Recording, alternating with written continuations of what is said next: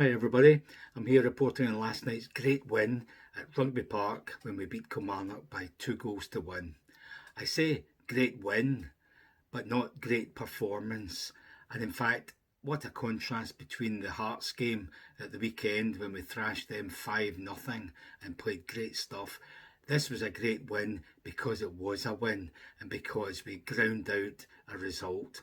I think most fans were a bit apprehensive ahead of going to Rugby Park because that horrible plastic pitch, the fact that we lost the first game of the season there, and on the night, torrential rain practically for the whole game. So you couldn't imagine worse conditions to take on a Killie team that's actually very well organised, big strong players. They get stuck in, they don't give you anything for free, they press you hard, and they're dangerous from set plays, especially corner kicks. We've got a couple of guys up front and central defenders who can get on the end of crosses, corner kicks, etc.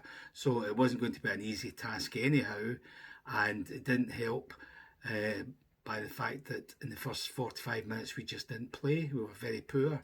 It was almost back to, dare I say, Beale days. So that was agony because it didn't look as if it was going to be a night, especially when they got a penalty early on. And most people, I think even TV pundits, agree it was a dubious penalty. Lundstrom jumps up, spins in mid-air, his arms are tucked in at his sides, the ball hits his elbow as he's spinning, and the ref gives a penalty. And even worse, he didn't even ask for VAR to give him a second look at anything. Mind made up, point to the spot, well done David Dickinson. Actually, David Dickinson should stick to his TV show, The Real Deal, where he looks at antiques and judges them, because he certainly can't judge what happens on a football field. He's absolutely hopeless. Or if he wants to look at antiques, have a look at the Killie trophy room. I'm sure you'll find some ancient trophy from the last century hidden in the depths of that place. But as a referee, he's just off. So anyhow, penalty given. We Armstrong, as we knew he would, just slotted it away nicely. Butland dived to one side, he hit it up the middle. I suppose it nearly, in a good day, would have hit off his trailing leg, but it didn't. So 1-0 down, playing poorly, terrible conditions. Looks as if we're really up against it. Having said that, before the penalty, we could have scored twice. A nice move ended with McCausland running into the box, squaring his pass to Silva. He took a first time shot, he sort of clipped it towards the goal, and it hit off the defender and just went inches past. If it hadn't hit the defender, who knows what might have happened. And just after that, it might even have been from that next corner kick, Golson for once not only got on the end of a cross, but he kept it down, but unfortunately it went straight to the goalkeeper and it was parried away. He had another one later on, which was a worse miss when he headed over. From the first half, all I can really remember is Cortez cutting in from the left wing, as he did the other day, and hitting a 20-yarder, which the goalie did well to dive down and palm away. So as far as I remember, that was it in the first half. It was a poor first half. Meanwhile, Killie had a couple of headers from corners or crosses from 6-yard line unchallenged that should have gone in the net, but went past the post, or in fact one nowhere near the goal. So that was a let off each time there. So not a great 45 minutes to say the least. Total change in the second half. For instance, the woeful Barisic, who in the first half fell down untouched and grabbed the ball near our byline. He was useless the whole night, so he was justifiably subbed. And Yilmaz made a big difference when he came on. And Silva, who hadn't really contributed very much, he went off, and Drossers came on.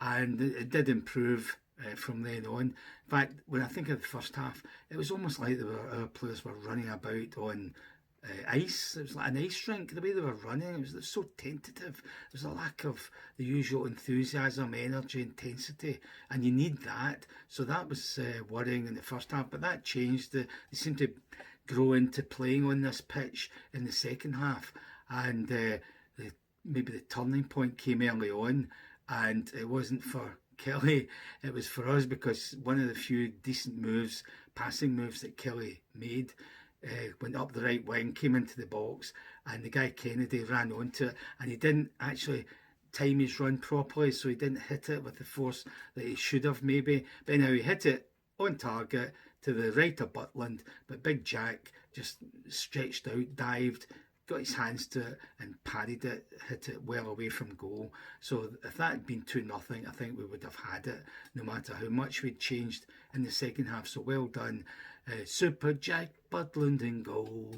So anyhow, from that then on, we were like a new team. More energy, more speed, better passing, people getting stuck in. When the first goal came about, it came from Lawrence just taking the ball and running up the middle, and he was fouled just outside the box. Just as he shot, the guy pushed him in the back, so the shot was saved by the goalkeeper, but it was brought back. Free kick, 25 yards out. Tav steps up, does one of his better ones over the wall into the right hand side of the goal, one each, and you could see the mood change, you could see the confidence growing in the team. So we got better from then on, and it was only a few minutes later, before the hour mark even, we turned a 1-0 down to a 2-1 up situation. And again, this epitomises how Clement has changed the team and its attitude and its style, because way back in that first game at Rugby Park, I remember people complaining because the number of times we were down by a goal, we got a throw in, and we were taking 30-40 seconds to take the throw while people were moving about, and the ball had to be given to Tavernier to take it. The second goal came from the very opposite of that. Went out for a shy just inside their half. Drossers, actually, give him his due, he grabbed the ball, quickly throwed it up the wing for Lawrence to run onto, so that was good, keeping the movement going, keeping the pace up. Lawrence ran up with it, got fouled. He did the same. He jumped up, took a quick free kick, just passed it inside, so that kept the whole movement going. The ball ended up in the box. Drossers nearly got a shot in, but as usual, a defender was too close to him and it bounced away. But there again, the mentality of Lawrence, he runs onto it as the loose ball comes to the side of the box, just before it reached outside the box. He just ran onto it and passed a beauty right into the far corner of the goal. So great goal, 2-1 up. Everything's changed around, our confidence is back. We expect to win from now on. Still wasn't easy going, because although they didn't really create much, even the last 10 minutes plus the whatever it was injury time, I think it was about 6 minutes injury time, they kept getting long throws into the box, crosses into the box, corner kicks into the box, in the hope that something would just fall to them. That's what happened in the first game of the season, when the ball just ended up bobbling to one of them and they cracked it into the net without thinking. So they were hoping for that again, but this time, thankfully, Golston and co. Suter managed to head the ball away, or somebody booted it away, so no harm done, but it doesn't do the nerves any good when you've only got a 1-goal lead. So great win, because it keeps us top of the league. Who cares how many goals they score? If we keep winning, we win the league. And maybe for the first time this season, I really believe we will win the league, because this team showed grit, resilience, determination, a will to win, and the energy, and at times the skill to actually win in adverse circumstances. So I'm hopeful, or more than hopeful, that we will win the league. Because before this game, everybody was looking at the schedule before and after and saying, this is a crunch game, we've got to win this game, because if we don't, we'll let Celtic regain the momentum. So well done the guys for actually winning this game. Nobody was poor apart from Barisic, obviously. Most were average. Lawrence, I thought, was the best of them. Super Jack Butland, he only had the one save to make, but wow, what a save to make. So I would say put that behind us. We've got the points. Motherwell at home on Saturday, that should be a win by 3 or 4 goals, hopefully. Gives guys more time to gel together before we go to Lisbon to play Benfica on Thursday. That's a kind of free hit. I mean, as long as we don't get thrashed by them, I think people will be happy if we made a good show of it, and can maybe even bring back the tie with a chance of winning overall when we get them at Ibrox. So 2 games coming up, 2 big games, but I don't think as big a game as last night's. So well done the Jers.